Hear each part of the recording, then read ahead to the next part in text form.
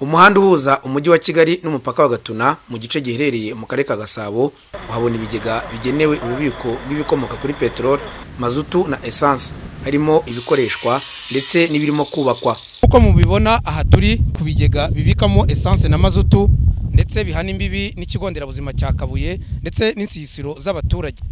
Ni muri urwo rwego abaturage bafite impungenge haramutse habaye impanuka. Asetre danje kuko urabona ziriya modoka zihari.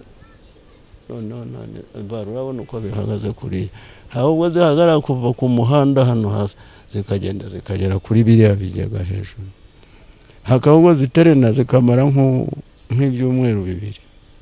Ahantu hagiye ibikorwa remezo nk'ibi ngibi bizajyamo ibintu bishobora kuba ari nka essence cyangwa n'ibindi bishobora kwangiza abaturage bitewe nuko no gucana inkwi bishobora gukururana ugasanga bitubyariye nk'ikibazo. Abari mu bikorwa by'ubwubatsi bw'ibigega mu murenge wa Jabana baganiriye na RBA bemeza ko hari uburyo bugezweho bwo guhangana n'ibyago bikomoka ku nkongi y'umuriro, ariko bakavuga ko butakwizerwa 100% ahubwo hakubahirizwa cyane ko ibikomoka kuri petrol byakwitarura ibindi bikorwa byose.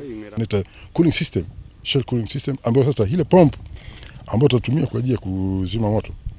Ubu buryo dukoresha bukumira inkongi bugezweho. Burikoresha ubwabwo ntibugombera umuntu kuko buba bufite amatiyo kuri buri kigega, bufite ubwumviro hagize inkongi ivuka buhita bwikoresha, ariko ntibwakwizerwa. Buri kintu cyose kigomba kwitonderwa. Twabivuganye na Minisiteri y'Ibikorwa Remezo kuri ibyo. Nta nsisiro z'abaturage ku muzenguruko waho ibigega biri. Ariko hari abaturage bemeza ko kuva mu mwaka w'1970 ibigega bya mbere biherereye ahitwa mu Gatsata na Kabuye byubatswe mu bibanza byarimo gusa imirimo y'ubworozi n'ubuhinzi, nta nsisiro zari zituwe n'abaturage zaharangwaga nk'izigaragara kuri ubu. Ibigega byubakwa ku nshuro ya gatatu birubakwa ahari harashyizwe imidugudu yamaze no guturwamo. Twegereye umuyobozi w'ishami rishinzwe imiturire mu mujyi wa Kigali, Madame Liliane Mupende, tumubaza ibirebana n'iki kibazo cy'ibigega byegereye ingo z'abaturage, atubwira gahunda iteganijwe ndetse n'amabwiriza agenga ahari ibigega bigenewe ububiko bw'ibikomoka kuri petrol.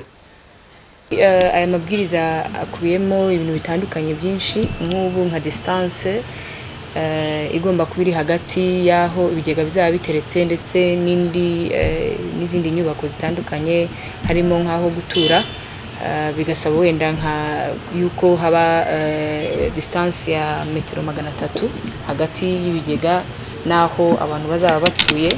Itegeko rijyanye nuko ikibazo cy'ibikorwa byegereye ibigega bibikwamo bikomoka kuri petrol ndetse n'ingo z'abaturage bagomba kubahiriza imbibi zigera kuri metero 300 uturutse aho ibigega byubatse n'ahatuwe n'abaturage.